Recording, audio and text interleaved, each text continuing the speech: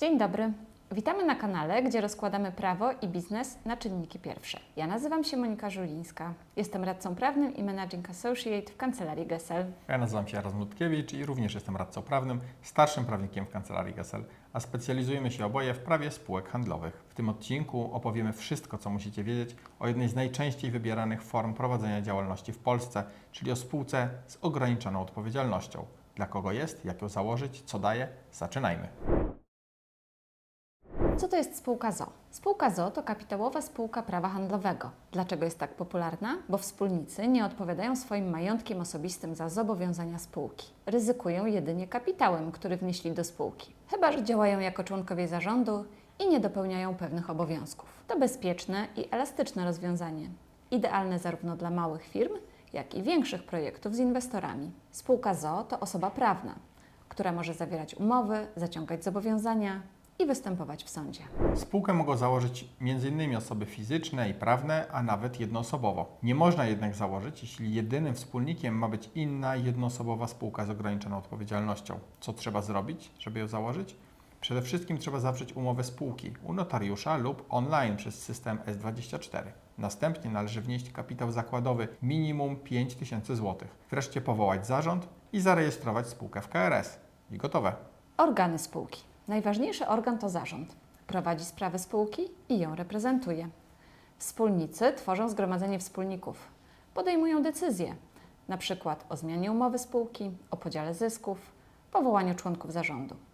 W większych spółkach z kapitałem powyżej 500 tysięcy złotych i co najmniej 25 wspólnikami trzeba powołać radę nadzorczą lub komisję rewizyjną. Wskazówka. Zawsze sprawdzaj dane spółki i sposób reprezentacji w KRS. Na portalu PRS, czyli portalu rejestrów sądowych pod adresem www.prs.ms.gov.pl, łącznie z ich sprawozdaniami finansowymi.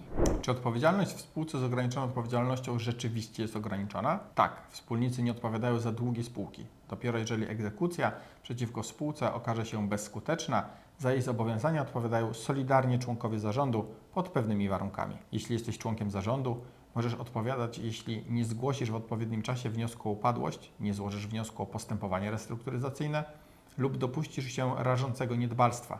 Zarząd to nie tylko prestiż, to również odpowiedzialność. Ciekawostka. Elastyczność spółki z o.o.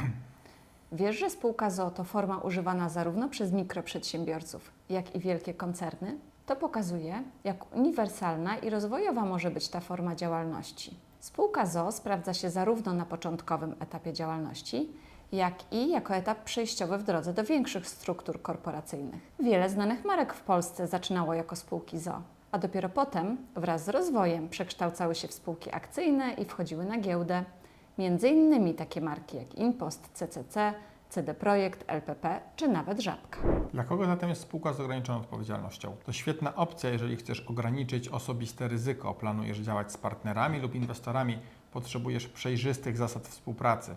Ale pamiętaj, z tą formą wiążą się też obowiązki w postaci pełnej księgowości, składania sprawozdań finansowych, rejestracji zmian w Krajowym Rejestrze Sądowym, czy wreszcie zgłoszenia do Centralnego Rejestru Beneficjentów Rzeczywistych. Podsumowując, spółka z o.o. to bezpieczna, elastyczna i najczęściej wybierana forma działalności w Polsce. Sprawdza się i na starcie, i jako pomost do dużego biznesu. Masz pytania? Zostaw komentarz, polub nas, jeśli film był pomocny. Subskrybuj kanał, by nie przegapić kolejnych materiałów o prawie, biznesie i strategii. Dzięki za oglądanie, do zobaczenia w kolejnym odcinku.